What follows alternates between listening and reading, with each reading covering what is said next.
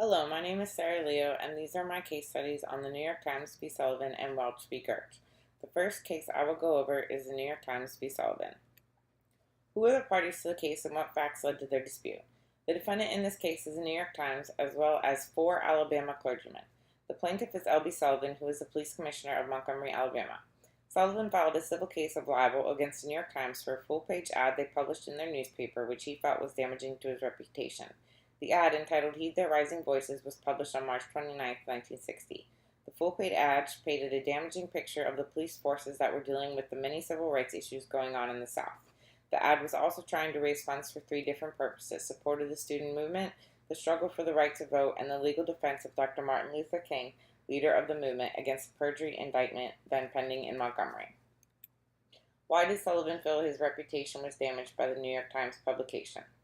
Sullivan felt that his reputation was damaged by this article since it was talking about the accused controversial acts of the police department in Montgomery, which he was the commissioner of. He was never mentioned by name, but when the ad referred to the police in any way, Sullivan said it was referring to him specifically since he was the commissioner. What are the elements of defamation? Since Sullivan was a public official, what did the plaintiff have to prove in this case? Sullivan's case mainly hinged on 2 paragraphs within the text of the advertisement, the 3rd and the 6th. In the 3rd paragraph, it talks of how truckloads of armed police arrived to a peaceful demonstration of students at the Alabama State College campus. The 6th paragraph talks about how the police bombed the home of Dr. Martin Luther King while a wife and child were inside, and of the 7 different reasons King had been arrested for in Montgomery. While Sullivan was not directly named, he felt these statements were damaging to the police perception of him as a commissioner and could affect the effectiveness in which he could do his job. Sullivan's lawyer also had proof that some of the statements made within the ad were indeed false. However, since Sullivan was a public official, he had to prove that this publication was printed in malice. What was the U.S. Supreme Court's decision, and why did it make that decision? Under Alabama law, the expression of opinion was protected only to the extent that it rested on a completely accurate factual basis, which is why Sullivan won his case in the Alabama courts. There were proven false statements throughout the ad published by the New York Times. The Supreme Court, however, felt that the Alabama laws were not sufficient in holding up the First and 14th Amendment rights in their ruling.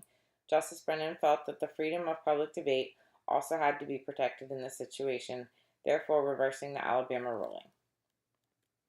Now I will go over Case 2, Gertz v. Welch. Who are the parties to the case? Was the petitioner a private person or a public figure? Also, what was said about Gertz in the American Opinion article? The plaintiff in this case is Elmer Furtz, a lawyer hired by the family whose son was killed by a Chicago police officer named Nuccio. They needed representation for their civil suit against the officer. The defendant was Robert Welch, the managing editor of the magazine The American Opinion. The article made Gertz sound as though he was a part of the Communist Revolution and a leader of a frame-up against Nuccio. The petitioner, Gertz, was considered a private person in this case since he was only handling the civil suit and had nothing to do with the murder trial. The respondent's article stated the police file on Gertz took a, quote, big Irish cop to lift, when in fact he did not have a record. The article also stated that Gertz had been an official of the Marxist League for Industrial Democracy. Gertz had never been a part of the society. The article also referred to the Nation Lawyers Guild as a communist organization. What was done to confirm the accuracy of these allegations against Gertz? There were little to no efforts made by Welch to prove the accuracy of the allegations made against Gertz by the author. Instead, Welch appended an editorial introduction merely stating the author had done extensive research on the case. How do you think the allegations affected Gertz's reputation?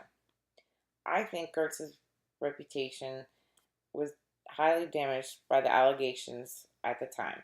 People in the late 1960s would not want to hire a lawyer that was considered a communist. They would also be not willing to hire him if he supposedly had a criminal background. What would you have done differently than Welch to avoid the lawsuit?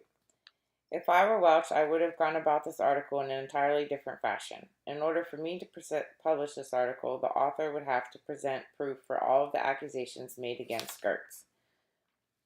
What is your state's defamation law?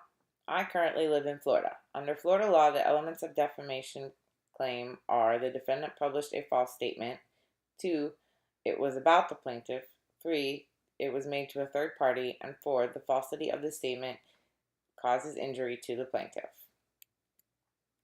How can you relate what you learned from Sullivan and Gert's cases to your future work in the communication industry? When it comes to using what I learned from Sullivan and Gertz in my future work, I now have a much better understanding of the research that must be done when publishing things on a person. Sure, there is the First and 14th Amendments protecting me, but if I'm going to present facts about someone, I should have proof that they are true. I would not want to cause harm to a person's reputation unless I were stating the truth.